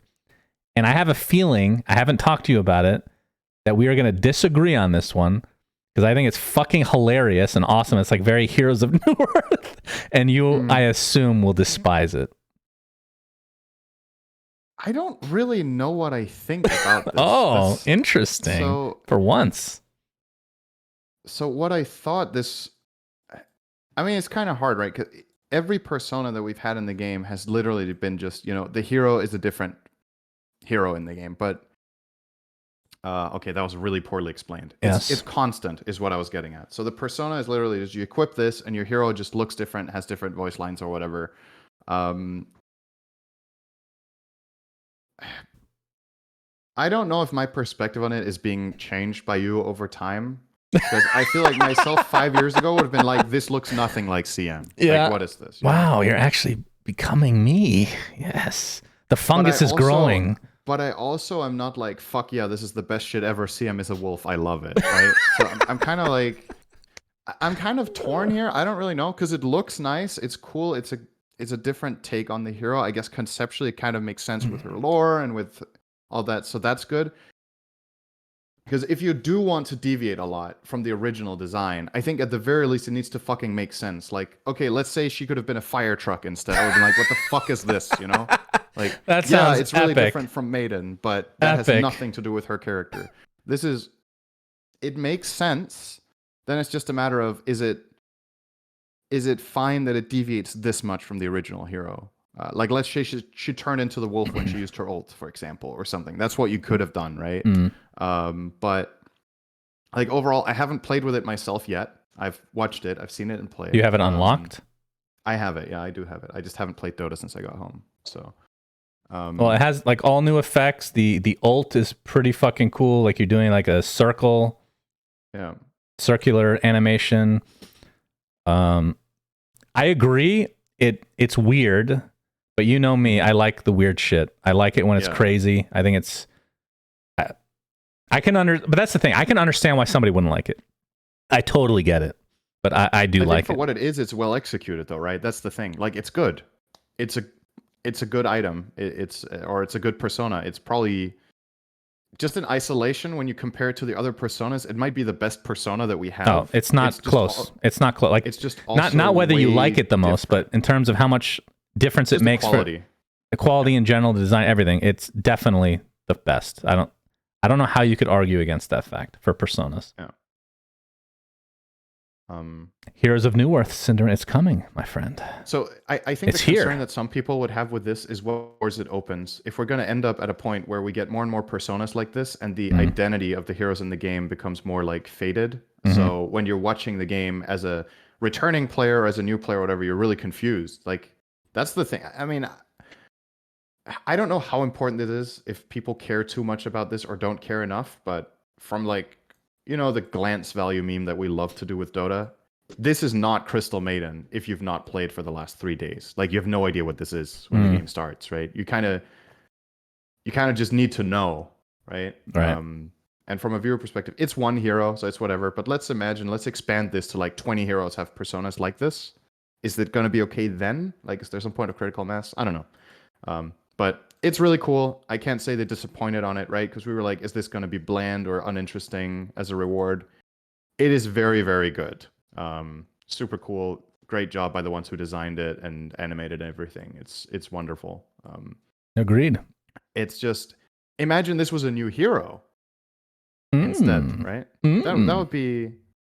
That's cool true. Design, they did all that work. That is the remodel, animation. That's the hardest stuff. All you need is a concept, and making spells with particles is not difficult. I can tell you that from personal experience. That does not take very long to do. But yeah, I think it's very high quality. It's dope though. Next thing, the Cave Johnson announcer pack. So this was announced at TI, and it, based on the crowd reaction, which expected, honestly, underwhelmed, because a lot of people don't know who Cave Johnson is, a character in Portal. It's voiced by, is it J.K. Simmons, I believe his name is, who has an awesome voice. I love him as an actor. I love this announcer, actually. I think it's very mellow. I think the character itself, so this is a bit of a spoiler, I guess, but it's not anytime soon, but eventually we have a design for a Cave Johnson god in Ability Arena. And this might help us a bit to get some, like, because again, nobody knows who Cave Johnson is. So that's the downside. But if you just look at it as an announcer pack, I think it's really well done. It's very good. I like it personally, but I can, again, understand why there's some people that have never fucking heard of it and don't like it as a result. So it's not an exciting one. The way this was announced, it was a pretty long, really fucking funny and cool video that included, Gabe and a lot of, Casey and Slacks, and a pretty sizable production to announce this. This was maybe my point with Muerta as well. There's maybe a little bit of a disconnect between how much space it got on the broadcast relative to how excited people are for it.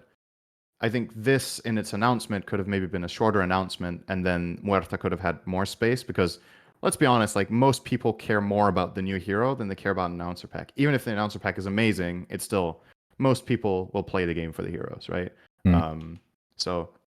But it's good, and I love the fact that these announcements, so this is the good side for me. I love these announcements. I thought they were amazing. I thought it was hilarious. I loved the effort that went into announcing this, so all power to them. I love that. I think we should have more of that. It just, again, by comparison, it makes me wish the Muerta one had a little bit more to give. When you saw, because these other announcements, Valve definitely stepped it up this year with this announcement, right? Like, usually the announcer pack is just like, hey guys, by the way, there's an announcer pack coming. It's just like a little thing in the battle pass. But this time they really went out to promote it and make it a big deal. And I think that's awesome, because it gets people excited and it makes things look more important. So that was really great that they did that for this.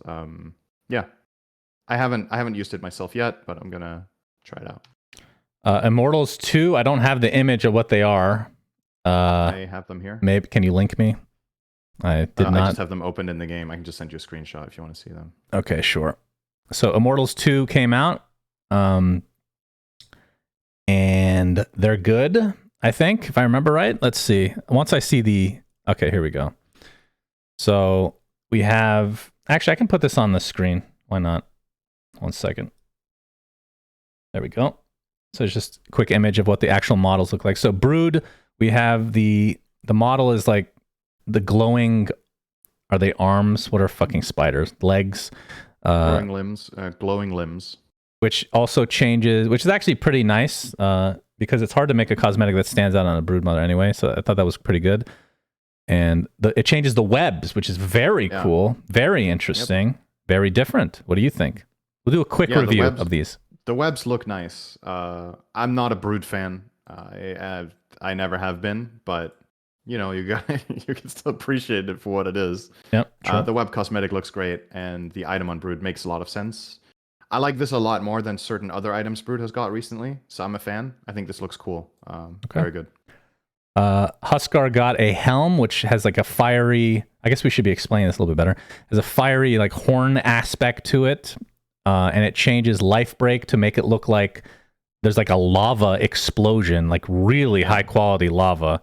This one is like S tier. I think this is like extremely well made. I like the headpiece a lot too. I think it just looks nice on the hero, and it looks nice with his other cosmetics. So yeah, +1. This one's also very good. Necro, that's a helm. I don't know. You want to describe that one? He's wearing a helm that kind of looks like a scarab. In a way, has like a shell that is the visor in front of his like forehead, and then there's spikes coming out of it that kind of look like 6 limbs of a scarab. Okay. Also looks very nice. The theme is the Sullen, which he has other items with the name Sullen something. The classic thing that Valve have done with Immortals is that they keep continuing the design. Like Bristleback has a full set of Immortals that are all in the same steampunk theme. Yeah. This one makes his, I believe it's his aura. Yes, Heartstopper. So Heartstopper has crows flying around the targets affected. Looks really nice. Yeah, another great one in my opinion. These are, I think, very positive. I actually dislike the model on his head a lot. Okay. I think it's by far the worst in the set. The effect, I agree, is really cool. It is pay to lose though. A lot of people saying that it's a very like Heartstopper is not noticeable generally. Right. This makes it very noticeable. So that's true. But I agree. It looks really good. Darkseer is the next one. You're gonna have a better look than me. I believe it had like a ward. Is it a ward stuck in his head, or is that an eye? Yeah. So he has like what do you call this? Clockwork has this set where his head is replaced with like a tank container with green liquid in it. So this is kind of similar. Darkseer has a water tank on top of his head, and that has a moving eye inside of it. And it changes the effect of wall. The wall looks more squiggly. How do you explain this? It looks more like a what's the word you call this? A waveform in music. You can see the that's pretty good. Right? Yeah, it looks like a waveform in blue and purple. The custom ability effect for the wall is fucking cool. I love this wall. I think this is my favorite ability so far in this Immortal Treasure. The effect.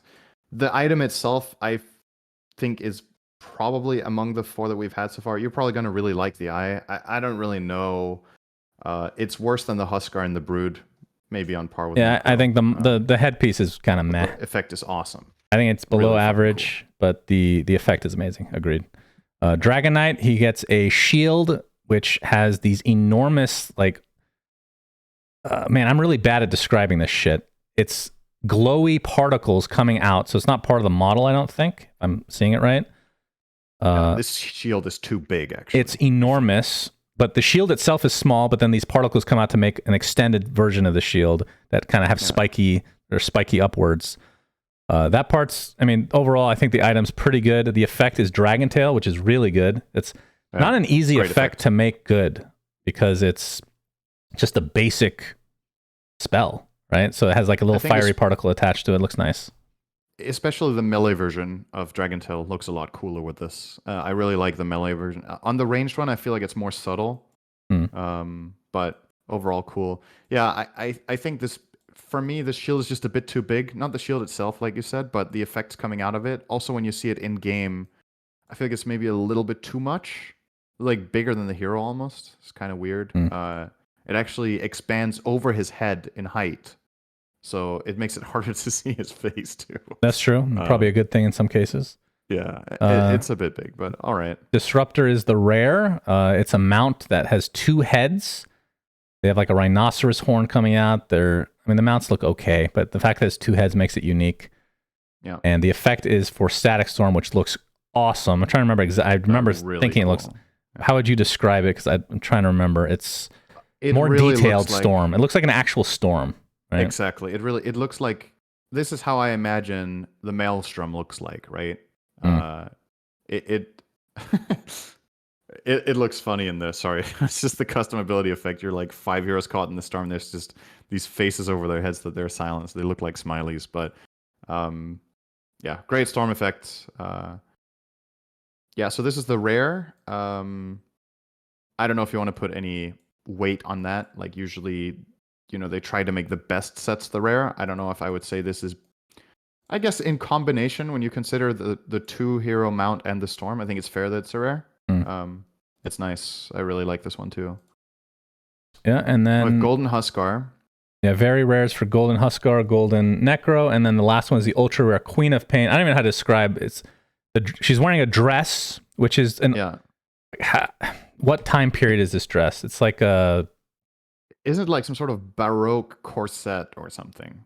Yeah, it's in that vein. It's like something you would wear. Vampire like. Yeah. That time period. I don't know where the classic vampire, what time period that depicts, but it's like the late 1800s, probably. Victorian, yeah, okay, Victorian sounds right. Sure. Yeah. This is the bomb. This says fucking cool. It is, and it changes. Is it the Scream of Pain, right? Scream of Pain, yeah. So Scream of Pain becomes fiery, like red particles flying out toward the. It's almost like a Wraithfire Blast. Yeah, actually, yeah. But she also has 2 versions. One is the bluish variation, which changes the dress as well to match the Arcana, and makes the scream blue. Yes. So that one is very fitting of an ultra rare. It's really, really good. It looks sick with the Arcana, but as was pointed out in a comment I read on Reddit, which was a good point, why would I pay money to put clothes on Queen of Pain? That is. That's fair. Yeah. This looks sick. This is one of my. I think in the Immortal Treasures that we've had at TI, I think some of the ultra rares are among just flat out the best cosmetics of all time in this game. I don't know where I would place this. It's probably a top 10. Just the item itself. I don't think the effect is that mind blowing, but the dress just looks fucking incredibly good on this hero. I think the effect makes it more likely people get Aghanim Scepter on her, because then you see the effect over and over. Cinder, and very smart move by Valve. Of course, the buff is coming, I'm sure, to that. Okay, and let's make this the last topic of the day. We have other stuff, but these can wait. This is a very long episode. Yeah, these other ones can wait, I think. So the last topic is Diretide and Candyworks, which were released together. I have played 1 game of Diretide. What about you? 0. Wow, this is going to be a great discussion. I don't even know the full rules. I'll be honest, I didn't give it a fair shot. I just wanted to say I played it once. It feels very similar to other Diretides, which I've never liked. So that hasn't really changed. I think what about one the Candyworks then? Well, hold on. The beginning does add a new element that I thought was cool, which is you choose a mount, and each mount you choose at the beginning of the game, you can't change it again, I don't think. Each mount has something different about it. Like one is a frog that you just you can go like up and down terrain. Another one is faster, I think, but you get damaged, it goes away. Like all 4 mounts have something unique about them, which I think that's a cool aspect. That's something that I hope they can bring to other game modes. But generally, PvP game modes that Valve make, I'm personally not a fan of. I love the PvEs though. Against creeps or against like all of their, we've talked about this so many times, like the moon, what are the fuck? Wraith Knight. I don't know the names of the game modes. Wraith Knight, Mad Moon, and Saltbreaker. And then Ag's Labyrinth, like all X very Lab is high also quality. amazing. So Yeah, super good. Maybe that's the thing they do. They go back and forth, but I feel like most people would agree that stick with PvE. I think most people would like that. I think that's also, it's kind of a testament to Dota as a game, right? That you try to make all these twists on it, and it's just hard to hit, you know? Like they're trying to use Dota as the base game and then make different elements in it. And it's just, I guess, it's easy to criticize, and obviously, like they're trying to, I personally don't think they probably innovated enough this year with the Diretide. You know, people just love it for the nostalgia and everything. And Do maybe they, the though? original Diretide would be. Who loves it? Who loves Diretide? Okay, maybe nobody loves it. I'm genuinely. Who's excited about Diretide? I don't know. I guess my point is, if you're making a PvP mode based on Dota, I think it's really difficult to hit because of the way the game works naturally. I think it's hard to. Whereas for the PvE elements, a lot of the things in Dota lend themselves very well to play together against creep. Does this make any sense at all? What I'm trying to say? Yeah. Let's be fair. I'm gonna turn into you for a second. Let's be fair here. There have been a couple modes that are PvP that were good, like Overthrow, and there was another one I can't remember the name of that was also did good. You like Underhollow? Sounds familiar. Sure, maybe that's it. Yeah, maybe it's that one. Either way, there were a couple that were those good. Two were good. I think it's difficult. Most of the PvPs have not been my personal taste. I agree. But it is what it is. Track record with PvE is better. That's for sure. Yes. Yeah, I don't know. It wasn't meant to be a big thing. It just made me think, like, from a, I don't know, from a design perspective, whatever you want to call it, but what Dota lends itself to and how amazing it is as a game. How quote unquote improving it into PvP is difficult, right? Right. To make, because that's what you're doing. You want to make a game that people want to play more than regular Dota. That's hard because regular Dota is fucking amazing. So you really need to find some creative ways and at the very least have some novelty, right? So people feel like it's fun for a week or whatever. Oh my god, I forgot to go on my rant about taunts. I'll do that last. I forgot something too, actually. All right, we'll do that last. Let's talk about Candyworks because it's going to be segmented. Then we end with a rant. I want to talk about my thing first that I forgot about, Shannon, because that's actually also important. Just a quick shout out here in this break in between. I actually wanted to talk about this earlier in the episode, but I didn't. So for those of you guys watching video, I'm wearing a T-shirt. Oh yeah. That is It doesn't come up very. Can you stand up a bit? I'll just there you sit go. up straight here. Yeah, that's good. So I'm wearing a T-shirt that is a dog merged with an onion, which is obviously personalized for my dog. Stand up more. That is Stand up more. For onion. Okay. There you go. That's is this good. Yeah. All right. Have a look. I'm gonna sit down again. Okay. Very good. Enjoy it Thank while you. it's there. Okay. This was a fan in Arlington, and I wasn't at the event, but you were. There was a fan that came over with customized shirts for me and you. Yeah. I just wanted to say thank you very much for the shirt. It's amazing. And my favorite part about this shirt is actually not the shirt itself. It's the look on Susie's face when she looks at the shirt. She smiles from ear to ear. She thinks it's the cutest thing ever. So thank you very much for that. It brightens her day a lot to see the shirt. It's just fucking adorable. Yes, I would like to also say thank you for getting a shirt that I could give to Nikki because it didn't fit me. Now I have to watch her with my shirt on. It looks very cute though, so very happy about that. What was it exactly yours was?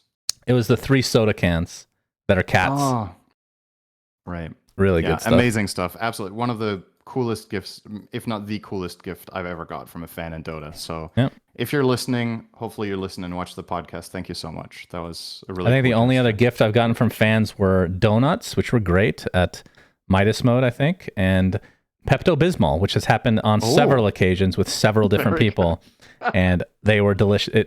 First time I got it, I was like, "This is not cherry. I don't like this." Every other time it was cherry, so thank you. All right, back to the. You really are one of a kind, huh? Back to Candyworks. You haven't played, but have you used Candyworks?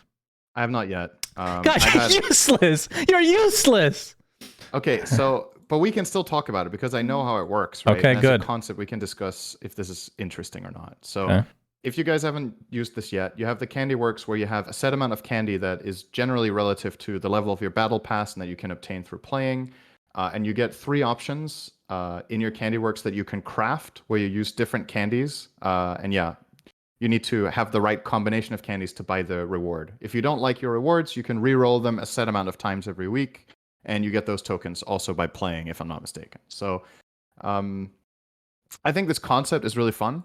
I think it's pretty well executed. Then we can talk about whether it's, the right rewards at the right price or whatever. A lot of people have been obtaining Arcanas through this and other items of value. I think the system looks pretty good.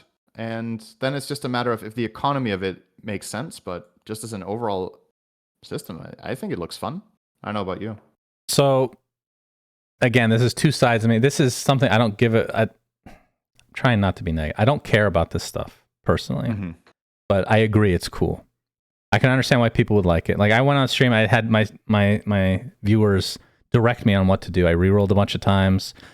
I crafted a couple items, like got some cool looking donkey. Like the system, it does seem cool. It seems well thought out. It's not enough for me to play Diretide, that's for sure. Maybe if it was a mode that I wanted to play anyway. All right, let's say you rolled a page with 2 or 3 Arcanas. Would you still not play Diretide? No, because I have every Arcana I want, honestly. Oh, well, okay. Okay, if it's the Quap Arcana that you can't get anywhere else and I didn't buy, unobtainable ones. then yes. Yeah. Yes. Yeah, did we mention that they gave free Arcanas? No, we didn't actually. All right, let's briefly talk about that, and then I go on to my rant, and we can end. Okay. So was this after our Seb podcast, or we just didn't mention it then? I think it was after. I think it was during the TI swag bag. I could have sworn it was during the break, the 5-day break between. Yeah, I think it was maybe the day after we had Seb. Or I don't know. Maybe either way, but it was a guest episode. They release something in the client that gave a free Arcana to everybody. But they had to play. What were the requirements? I think people had to play 10 games. You played 10 games since the Battle Pass was out, but you didn't need to even own the Battle Pass. Right. And what were the other rewards for it as well? So you got 30 days of Dota Plus. Yeah. You got the third thing. An Arcana of your choice. And damn, what was the third one? The third one was the Battle Pass itself. You got the Battle Pass if you didn't have it, and if you did have it, you got 24 levels. Okay. So this was the TI swag bag, which is unheard of. We've not had anything like this at any TI before. Obviously, massively celebrated by the community. Bribe accepted. Free shit. Bribe accepted, basically. And the Arcanas that you got a token, so you could choose the Arcana you wanted, except for, like you mentioned, Queen of Pain and others of that kind, the ones that were limited to a specific level of Battle Pass previous years. So you couldn't get Queen, you couldn't get Earthshaker, Wisp, can you, out of curiosity, can you gift those items that are unobtainable? Like, is there literally no way I can get the Quap Arcana? Somebody offered to give me a Quap Arcana. Maybe I should have just taken it. I don't know if it was possible. Either way, I chose the only one that I didn't have that I wanted, even though I don't play the hero. But again, like all these Arcanas, all these cosmetics get translated to to our mod ability arena, so there's some value. I picked Rubik because I never had that one. It's a good Arcana. I think that's probably the Arcana that comes with the most, technically, right? For obvious reasons. Mm-hmm. Do you think that this bundle was made, or the idea was put in place before TI even happened? Or was this actually a reaction to the terrible community reception? Outrage? Yes. Genuine question. I don't know the answer, and I don't even know I don't even know what my opinion is. Yeah, I don't know the answer either at all. I think if I were to guess, something like this was in place, but they probably bumped it up. That would be my guess, that they were going to do something like this. But then, like you said, the community reception, there were some problems at TI. I think Valve probably acknowledged that and wanted to, brighten the mood and make the talking point, like just pull the attention from all the issues that people were having and make it more of like a positive environment. But yeah, it is also entirely possible this was completely only for this, like during the event that they decided to do this and it wasn't pre-planned at all. Now, what makes me wonder that is that I feel like the amount of stuff that they gave was really big compared to what people would have probably already celebrated. Like, let's say everybody got an Arcana token, that's it. I think that would have still been very, very positively received, right? But then I guess it's not as much of a swag bag, so it's like it needs to have multiple items in it. I think the idea of giving a free battle pass is really good marketing at that point. Like, it's TI, a lot of your friends are watching that maybe don't play so much Dota. You're giving them an incentive to go in, come on, let's try to play some battle pass together. Maybe you get hooked on the game and you think it's fun, and then you level up your pass, and then return on investment, right? I think that part of it is just a good move. And from the greedy side, you're giving battle passes to people that maybe wouldn't have opened the game that will now purchase stuff in the second battle pass, which is going directly to Valve. Yes. I think that move makes a lot of sense. And it's similar with Dota Plus, right? You're giving people a month for free.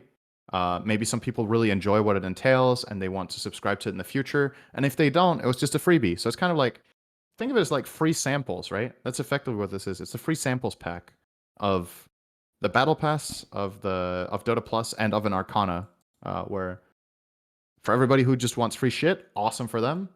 Maybe people discover a new part of the game that they weren't accessing and they like and they want to buy. Great for them and great for Valve. So it's kind of funny that this swag bag almost feels like, in a way, some of the biggest advertising Valve has done for Dota, and it's inside of Dota, right? Yeah, like, word of mouth, basically, right? It's because the player numbers obviously exploded when this happened, because a lot of people are like, oh, free shit, let me go back and get my free shit. Not necessarily from fear of missing out or whatever, but because it's like, hey, I should at least boot up my game and claim my stuff, and then when you boot up the game, maybe you play a game, maybe play a custom game, whatever. It makes life. Like, the numbers beat records from the last couple of years, literally just by putting the stuff in the game. And I would be shocked if this doesn't have like a positive ripple on player numbers in the next half year. I don't think people just log in, claim their shit, and never come back, right? Like, then a portion of them, maybe it's a significant one, maybe it's a small one, but a portion of them will pick up the game again and play more, or play with their friends, and then that is how you build a community and get more players. So whatever the motivation is, how much of it is a quote-unquote apology, which it was never announced that it was, but kind of the timing of it and the way it was done, a lot of people felt like it was an apology. This is just, for me, it's just an overwhelming positive for the game in general. And I hope this isn't a one-time thing, but that they put some thought into how this swag bag can actually encourage player growth, and yeah, get some old people back playing again, because that's still a really fucking good game, right? Yep. So. There was a big explosion, like you said, so that's obviously good for everybody in that case, regardless of the true motivation behind it. Okay, final thing for me is a rant. Okay. I want to talk about the taunts. One specifically comes to mind. There's a taunt at level 500 something that you get with the second battle pass now for the OD one. Outworld Devourer. Let's just describe it as OD. He becomes a miniature size of himself into a beetle, a dung beetle, rolling something around. What do you think that something is, Cinderin? It's dung. It's feces. That's correct. Let me ask you a question. And of course, this is it's not just completely random, because we had to talk about it a bit, what the reason, like what the connection is. Okay. Outhouse Devourer. That's the meme name. Outhouse is a bathroom, and he is rolling literal shit. When I say shit, I don't I mean literal shit around. And it's really cool because you can use it in place, and it doesn't increase the size of the shit. But if you move around, it's creating more fecal matter out of this ball.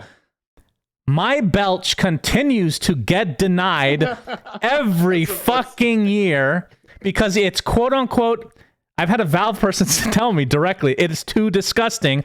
And you put a literal dung beetle shoveling literal fucking shit in the game, and that is fine. Why, I ask you, is this a thing? My belch demands better. All right? The community wants it. Please. This is the best taunt in the game now, by the way. Have really you heard fucking the sound good. of the taunt? Is there a sound? I was using it earlier. I didn't notice. It makes like a little burp, and then there's a gong playing. Is that a taunt? Are they taunting me specifically with the burp? Huh? It's like a little burp into a gong. Unbelievable. Right? Isn't that this one? I think it's this one.